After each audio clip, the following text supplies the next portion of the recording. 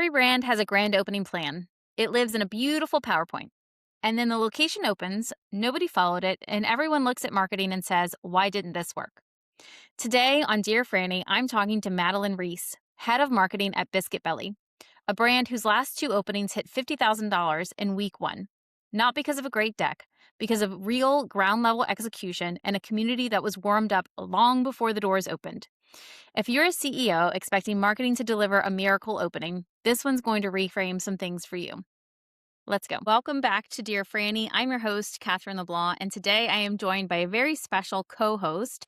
Madelaine Reis is the head of marketing at Biscuit Belly, and I'm very excited about today's topic. But before we jump into it, Madelaine, I'd love for you to give a little bit of background on you, what you do at Biscuit Belly, and also tell us all about Biscuit Belly and where your era of growth is right now. Absolutely. So, hi, I'm Madelaine Reis, as you said. My background really started, got a marketing degree from a small college in Louisville, Kentucky, and started in advertising agencies. And my background was a lot in social media and really the age of it becoming important. And now it feels like it's so much of our day to day. It's kind of insane to see how it's progressed from scheduling Facebook back in 2014 to what are we, 12 years later? Yeah. It's just been such a journey and so different.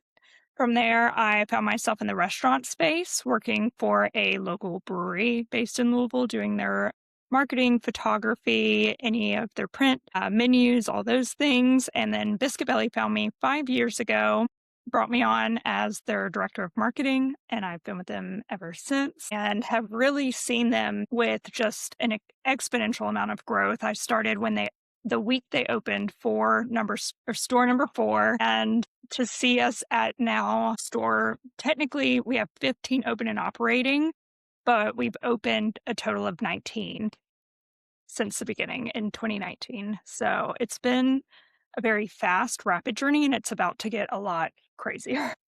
Yeah. Well, and tell me about that because, I think that you guys are hitting on very much a trend in the food space.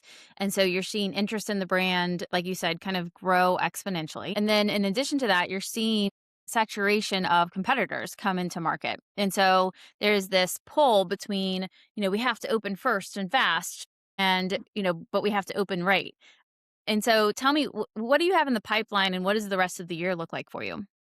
Yeah, so we have some really exciting news that will allow us to almost triple our business in the next couple of years. So I'm not able to share details on that, but hopefully by the end of this month, the news will be out. Maybe I can come back and tell you about what these past 6 months have been like for the journey of everything. But Yeah. it has just really primed us to be a leader in the brunch and breakfast space, specifically in the QSR industry. And it's interesting because we are going into more markets. We we've all been kind of regional, like we maybe call them frenemies. They're not necessarily like I wouldn't even go that far. Like they're industry friends who happen to be in the same biscuit breakfast space. We Mhm. know them, we see them at conferences, we talk to them, we share ideas. But now we're starting to inch into each other's territories. Mhm. So it's going to be really interesting to see how, with this change and everything that we're developing to be the largest brand, what that means for us and I'm kind of in the weeds of everything right now. So forgive me but it's like, how are we going to maintain our quality and Mhm. our care and community that we really built our brand off of? Yeah. Now be this huge brand, and we don't ever want I don't know, we always are like kind of like knife to the heart when people call us a chain because we feel so invested in it. Our founder Mhm. is still like managing our phone numbers every time we open a new store. So it still feels very personal for us. And we hope Mhm. it comes across that way for guests and people who come into our store. So maintaining that is really an important piece, even with our large scaling.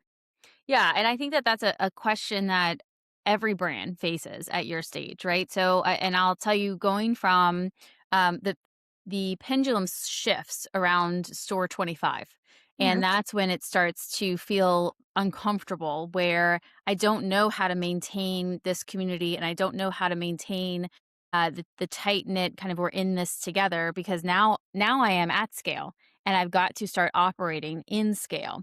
And so that's something that is at the precipice for Biscuit Belly. And I think that we're talking at the right time, because this podcast is for brands that are in that messy middle, and I think they can relate to exactly what you're saying around, okay, well, we have something really special right now. How do we hang on to that magic and that specialness? And I think that it's in maintaining standards, and it's in maintaining the things that made you special. And what is important is to identify what is making us special, and it can't be tied to a person, right? And it can't be tied to, well, we do it this way in the corporate locations. It has to be something that is repeatable and something that is ingrained in your training as you continue to grow. So, you're right where you're supposed to be. And, I am excited to talk to you about today's question, because it really gets into, how do you build that cult like following, and how do you build that specialness in that community? But before we get to our question, I want to ask you, what are some of the things that you're seeing in the industry today? Oh gosh. Yeah. It's in all of our, busyness and closeness to what feels hard to stay on track with those trends. I mean, I feel like the easy layup would be, AI and how it's taking over. Mhm. Is it replacing jobs? Is it more of an assistant? Like, how does it play in this marketing world? And then how does it become maybe more of a tool for you? So Mhm. that is probably the biggest topic everybody talks about in Mhm. general. And I feel like even our mastermind sessions really lend it towards that, because everybody's like, how do I get trained on this? How do these new Yeah. things work? And it's definitely been interesting. Like, we have a plot account that we've been able to set up, and it's really been integrated into and encouraged for us to use Mhm. AI in our work, but not I'm very hesitant of using it as a crutch and without, you don't wanna lose that authentic human piece to it. Right. Yeah. Uh, robots are speaking of robots with your emails sending, That's right. it's just Yeah, well, and you're right. It is the topic that everyone is talking about. But I will say, over the past couple of months, I've felt it kind of settle down, Mhm, where people are now understanding that it's a tool and not a replacement, and they're understanding better what the human input looks like, and then how what you get out of that, and how to kind of tweak that human input to get to the right output. And so I do feel like the franticness of AI that we've been feeling for the last 2 years is starting to settle down, and mhm, people are realizing this is a tool and this is how it can help. Because for me, a lot of the conversations I was having about AI 2 years ago, it was like, okay, when you say AI, what exactly are you talking about, right? Because it was just this term. And so mhm. now we kind of know what we're talking about. We're talking about Claude and analyzing data. We're talking about the platforms that we buy, and we understand how AI improves the efficiencies of those platforms. So I think that that's a great call out for sure. Yeah. Okay, let's jump into our Dear Frannie question today. And it's all about grand openings, which, as you heard in Madelaine's setup, Biscuit Belly is in the throes of grand openings, and they're right where they need to be as an emerging brand. And so, Madelaine, our listener today wants to know, how do I maintain the grand opening fervor past the opening day? And so before we get into kind of, how do you kind of maintain that brand community, I'd love to hear a little bit about how you've been able to develop a grand opening program that's repeatable for Biscuit Belly that really drives incredible results. Yes. So it's been interesting. I mentioned how I've been with them for 5 years, and when I started, there was nothing. I had a blank PowerPoint and just the world to figure out what we should do. Should we hire, balloon artists? Do we have face painters? How big do we make this? Do we make it more of an event, or is it kind of an invitation for the community? And how many touch points do we include in that? Mhm. So it's been a journey. And I think the most important thing is to not ever let your playbook kind of stay the same. Like, it's Mm. nice to have a foundation, but the thing that I found that was most successful for us, we would try something new, try it again, tweak it, make sure that it was right for both us, training, ops, everybody who's involved in this week, because it's not solely about, yes, marketing is the on presence and what the guests in the door, and that awareness, but it's truly about how we all work together to make sure we're not overloading our staff. And we're in that interesting piece where I have maybe we've gone too hard with influencers and PR on the front end. So now we're again adjusting that even after I built this new store opening kit playbook 4 or 5 years ago, it's still developing and changing. So to Yeah. start, it was just how do we have a single day friends and family soft opening event. What day do we have it on? Do we have a ribbon cutting? We send out a single press release.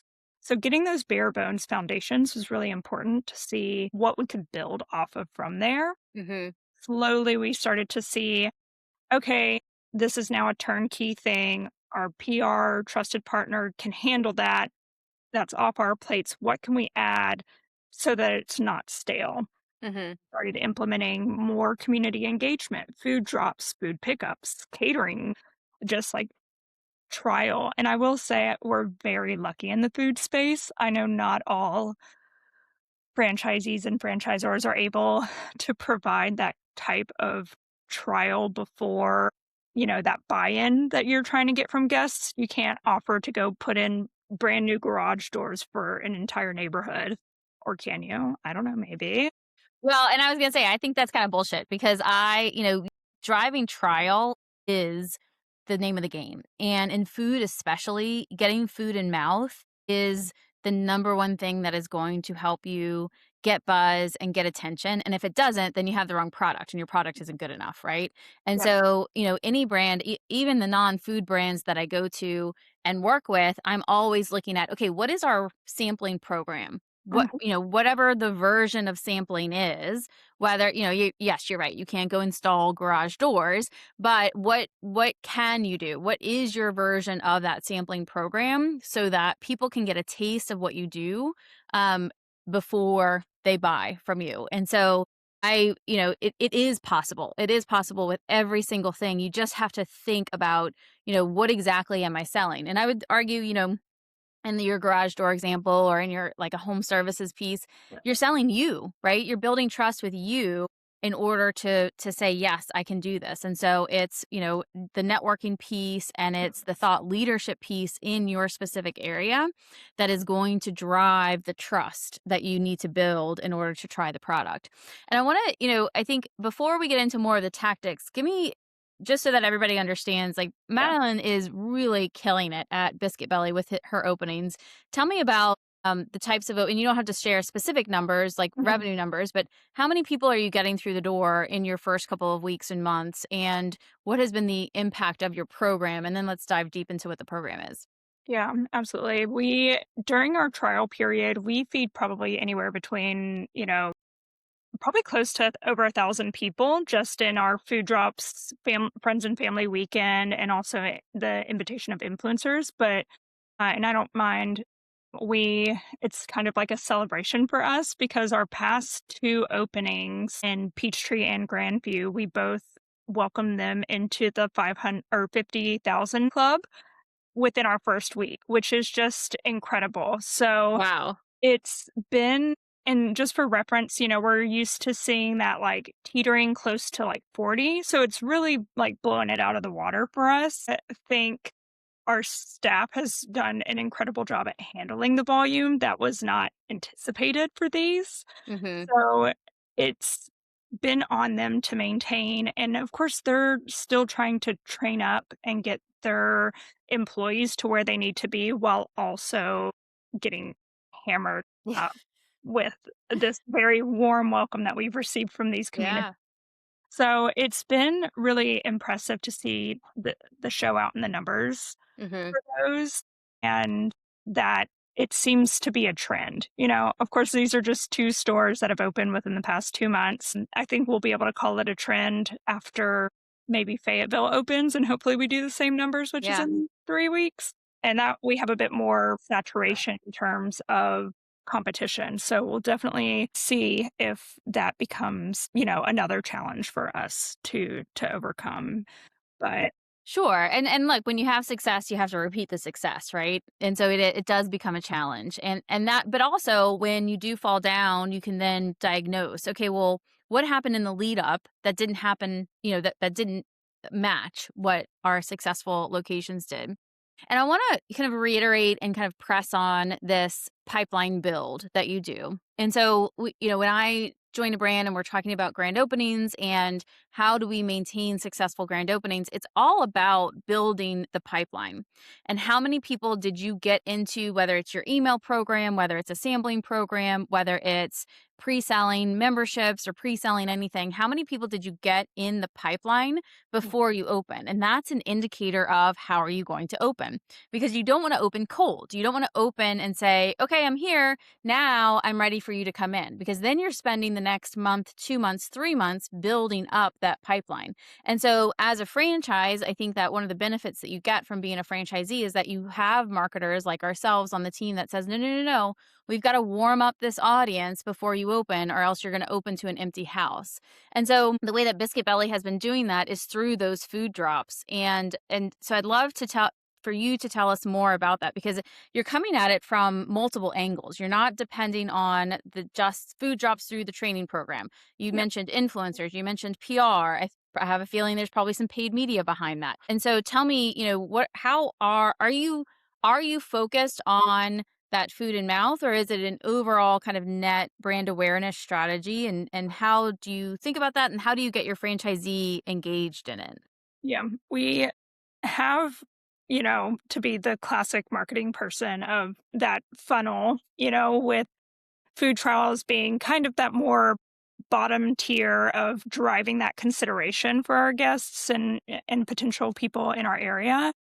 At the top end is that larger PR announcement, direct pitching to local news stations, seeing how many conversations we can have. And we really drive our GMs and operators to be the local face of their location. It's important for us to have somebody who has ties to their neighborhood and their city. Our Fayetteville GM, he's lived there for, I believe, 12 years. So he's truly been a part of their community for a long time. And that's the story that we want told is these people live and work right here. You're supporting them. And especially with the franchise model, our franchisees are such hard workers. I know our Alabama group, they are our owner operators. They're in the store every day. They're getting up at 4 a.m. doing those runs, but not to get too much into that. But we start with that larger audience of like generalized PR news, coupled with paid media on our social accounts, so Facebook, Instagram, the general meta suite, and really have honed in on what that looks like in terms of, how many impressions we're getting on it. We get into probably the hundreds of thousands of impressions, but that's a huge net of people. And then you slowly get them to follow your page, to engage with your content, all of that. And then once they're there, it's inviting them in for our grand opening, doing giveaways to engage them and get them Yeah. to come to our friends and family. And we do boosted posts throughout the week. So it's not just our ads running at that larger scale, but it's pointed at our direct audience of people who are following our page. So it's like Hmm. incentive to be a part of that online community as well. So that is kind of the other piece of it alongside the influencers who also have a lot of like, I don't know, say Aware. Yeah. where their community spends Hmm. their time and what's worth it. So it's building those relationships across the board, I think has been very important for us. Yeah, and what I'm hearing is that you've been intentional around here's the wide net that we're casting, but then here's the opportunity to interact with the brand. You're not just saying, okay, here's your Biscuit Belly ad, and when we open, you'll come in. It's here's the Biscuit Belly ad. Now that you've seen us, now that you've gotten to know us, I'm going to give you an opportunity to interact with us, whether that's through an event or through some sort of tasting. And then I'm taking you further down the funnel and saying, okay, now I'm opening and this is what I need you to come do. And so that wide net then trickles down. And, as you mentioned, you put food in mouth of 1,000 people before you even open the door. Well, you probably talked to 5,000 people in order to get to those 1,000 people in order for you to execute on a $50,000 first week of business, which is just incredible. And so I think that, as people are thinking about their grand opening programs and how to replicate some of the success that you've seen at Biscuit Belly, it's important to not rely on one tool and to not rely on that wide net casting in order to fill that pipeline. I think the other place that people might get hung up is around you cast that wide net and you get people into your social channels or your email program, right? And a lot of times that's where we stop. I know I have been, stuck there. In a couple of brands that I've been with around, okay, well, we got our email program going, but like, how do we get to the next step, right? Because that's a really passive involvement. Email is not going to convert them into the user that you want them to be. And so again, kind of setting them up and inviting them to that grand opening event, giving them a reason to interact with the brand, then pushes the needle over that. Madelaine, tell me how early in the process do you start your that wide net casting? So generally for us, it based a lot on our construction schedule and how much of a date I'm allowed to get. We will have the keys to the building on X date and we will open on this date. So there's some flexibility for us there, but generally, best practice from my perspective is anywhere between 3 to 2 months out. We start that slow burn of like, we're coming soon, the teasing, getting them onto our platforms and engaged with the brand early. And then those 2 weeks prior are really where we hammer home like giveaways, getting people in the doors for our grand opening event party where we do, free drip coffee. Again, that incentive for them to try Hmm. us. And then, we have a pretty robust loyalty program, which is our email audience as well. And they're incentivized on the first visit to sign up because you get our free donuts, Hmm. our Yeah. signature little sweet appetizer with your first order, and once they try those, I find them very addicting, so it's like, because everything's good, they're gonna come back, Yeah. and obviously, once you have them in that lower tier, it's driving frequency, but Right. that timeline really is 3 months out, 2 weeks before, being a bit more intentional, with actually trying to get people to the store, and then we do a 3-month after continuing running those, "We are now open" ads, just because you never know when people are going to be in the area since we do Right. a little geo radius around them. So you'll continue to capture new people throughout that time. Yeah. Well, and I think that you brought up a good point that every brand struggles with. And I feel like every time I work in a brand, it so you don't know the opening date. Like the opening date's you don't know what roadblocks, what's gonna be thrown at you through the opening process. So you could be targeting, I'm gonna open on, July 1st, and it gets pushed a week. Sometimes it gets pushed a month. And I find that the construction and ops teams get really nervous when you're trying to get them to give you a date. And what I get frustrated with is like, guys, like I have to know at least a rough estimate in order for us to start this campaign. And if you don't let me start the campaign, you are going to open slow. Yeah. And so even if I'm a month delayed, as long as I can start the awareness campaign going, then yes, I don't need the exact date until 2 weeks ahead of time because that's when I can start driving some of those events and some of those activations. And so, just for all those ops and construction managers out there, everybody has flexible floating open dates. And lots of people have figured out how to drive successful openings with a flexible floating open date. So just give your marketers something to shoot for. That's my little PSA. Wholeheartedly agree. I There have been some stores where I wasn't clued in until the month before, and I'm like, "Well, I gotta do all of these steps that could have been handled 3 months ago if I even had a target date, and then could have changed my assets or Right. the changeover date for the ads or whatever, and now we're behind, and I do feel like that impacts the type of opening that we have. Now that we've Oh, got absolutely. It's a much. bigger deal to squeeze in your pre-opening activities into a month versus it to expand them to 4 months and open it, and change dates on assets. The less of two evils is to over market and over saturate the brand. Now, where you get into challenges is budget, right? And well, I don't have my cash flow isn't there yet. So I don't have another month of marketing to get into. And again, depending on the brand, what I've worked through is okay, great. Well, then our first month of marketing, we're going to trickle and we're going to increase that budget as we get closer, which means that there's certain trigger points that are going to increase the budget, which helps us stretch it out if that opening date starts to drift. And I've been even in scenarios where we've turned off the media because we know it's going to push 2 months and then we just restarted, right? But without that kind of pre opening warm up, it is just a recipe for disaster.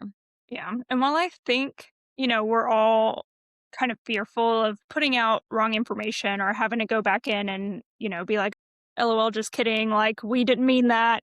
I think consumers are a lot more forgiving than we I give don't care. that we for me, I say to my team all the time, I'm like, "Listen, Biscuit Belly's up here for all of us. That's right.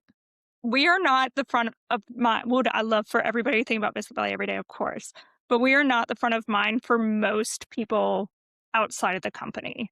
And I'm happy that we have the touch points that we do for them to try to continue to drive that frequency, but it's not the end of the world if an email goes out an hour later than we thought Right. it was going to, or if we have to say, "Sorry, you're still invited to our friends and family, but it got pushed by a week." Completely understand. That's right. People Yep. are so kind.